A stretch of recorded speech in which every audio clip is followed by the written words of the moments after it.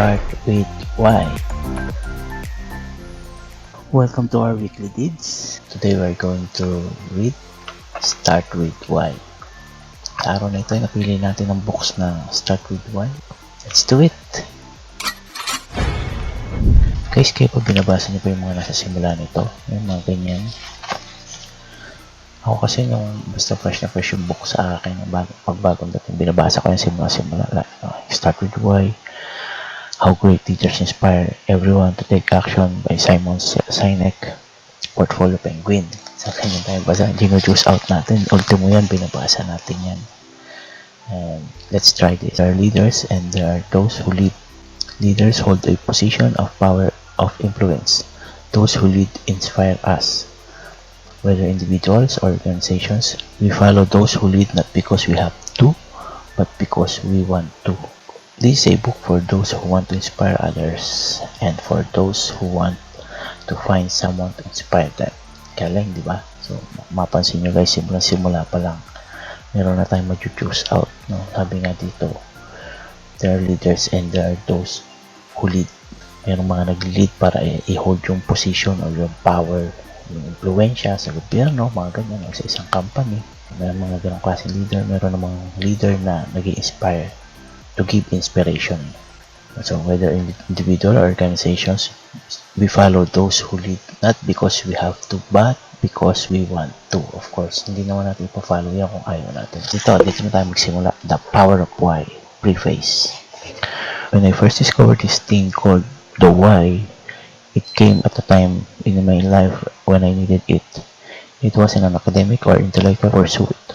I had fallen out of love with my work and found myself in a very dark place. There was nothing wrong with the quality of my work or my job per se. It was the enjoyment I had for that work that I'd lost. By all superficial measurements, I should have been happy. I made a good living. I worked with great clients. The problem was, I didn't feel it. I was no longer fulfilled by my work and I needed to find a way to rekindle my passion.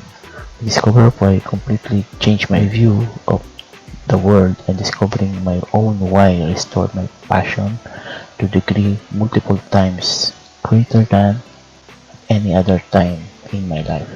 It was such a simple, powerful, and actionable idea that I shared it with my friends. That's what we do when we find something of value. We shared it with people we love. Inspired, my friends started making big life changes. Galing, di ba? In turn, they invited me to share this idea with their friends, the people they love. And so the idea I started to spread. It was at this point I decided to turn myself into the guinea pig. It didn't seem right that I would share or promote a concept that I didn't practice myself. So I was going to practice it as wholly as I could. The only reason I am where I am today is representative of why is for one reason, and reason only because of other people. Galing naman, lupit. Nag-guess nyo ba guys? Galing, no? Tuloy natin. I have no publicist. I have only very little national press coverage. Yet the concept of why is spreading far and wide because it resonates with people on such a visceral level that they share it with those they love and care about. But I was given the opportunity to write a book about the concept how has allowed the death of the idea to spread without me. The TEDx talk I gave that was posted on TED.com continues to spread far and wide, not because of any social media strategy. Oh, meron din pala sinabi. It spreads because this message is inherently optimistic and is inherently human. Galing, tama, natural. So, ito ang organic. Hindi yan pinaggagawa natin sa YT. And those who believe in it, share it. So, kung naniniwala rin kayo sa goal natin guys, share nyo na rin itong video natin na to para makatulong naman din tayo sa iba. Alright?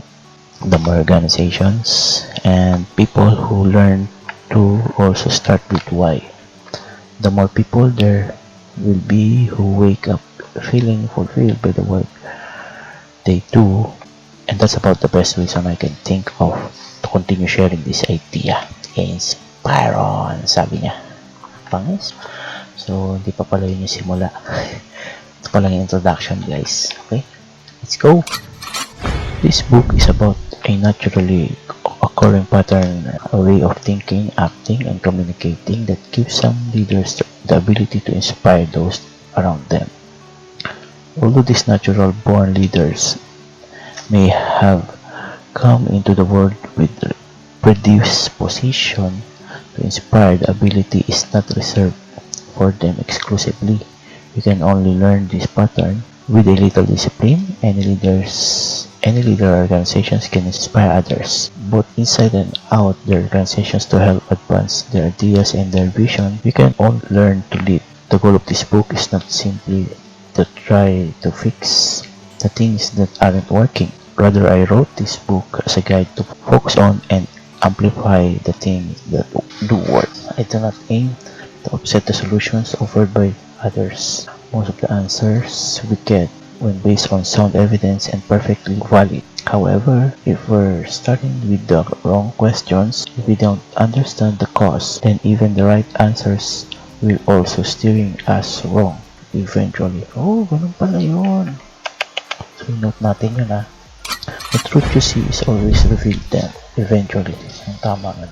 The stories that follow are of those individuals and organizations that naturally embody this pattern. They are the ones that start with why.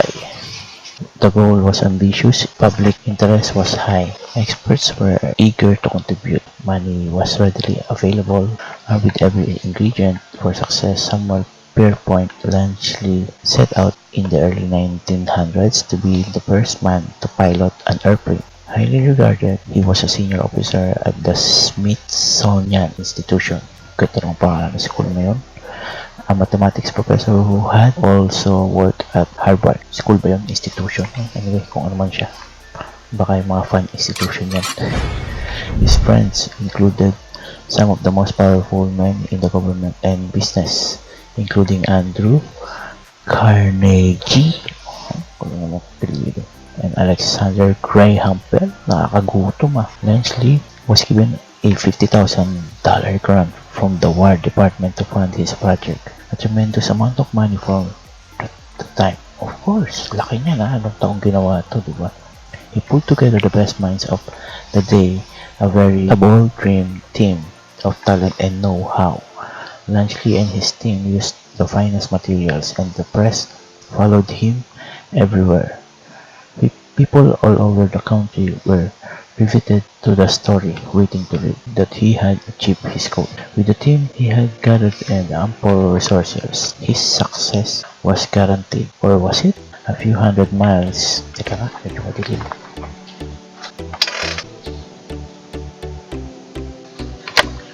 Sana tayo. Okay, let's continue. A few hundred miles away, Wilbur and Orville Wright were working on their own flying machine. How ba? Sleek inventor.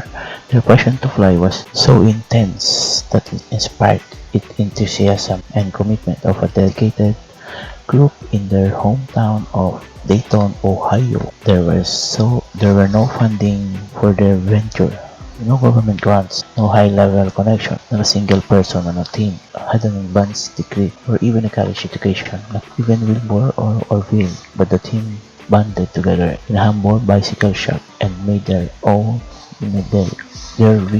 vision real.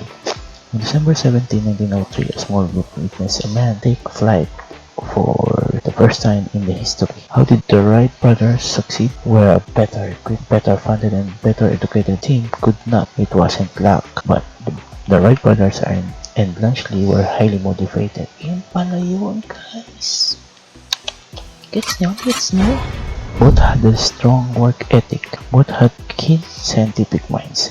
They were pursuing exactly the same goals, but only the Wright brothers were able to inspire those around them and truly led their team to develop a technology that would change the world. Only the Wright brothers started with why. Pangis pala ng why, guys. Okay, let's continue. In 1965, a student on the campus of the University of California, Berkeley, hirap na yung pangalan ng school nila. Sa atin, mababang paaralan, Andres Bukid. Ganun lang, simple-simple, no? Were the first to publicly burn their draft cards to protest American involvement in the Vietnam War. Northern California was a hotbed of anti-government and anti-establishment sentiment. Footage of clashes and riots in Berkeley and Oakland was beamed around the globe, fueling sympathetic movements across the United States and Europe. But it wasn't until 1976, nearly 3 years after the end of the America's military involvement in the Vietnam conflict, that the different revolution ignited. Grabe na magkera yan. They aimed to make an impact, a very big impact, even challenge to the way people perceive how the world worked. But these young revolutionaries did not throw stones or take up arms against an authoritarian. Instead, they decided to beat the system at its own game. For Steve Wozniak and Steve Jobs,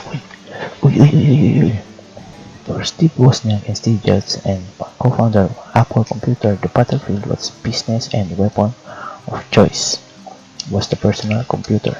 The personal computer revolution was beginning to brew when Wozniak built the Apple I. Is it I? One? Just starting to gain attention. The technology was primarily seen as a tool for business. Computers were too complicated and out of the price range of the average individual. But Wozniak, a man not motivated by money, envisioned a nobler purpose for technology. He saw the personal computer as a way for a little man to take on a corporation. If he could figure out a way to get in the hands of the individual, he thought,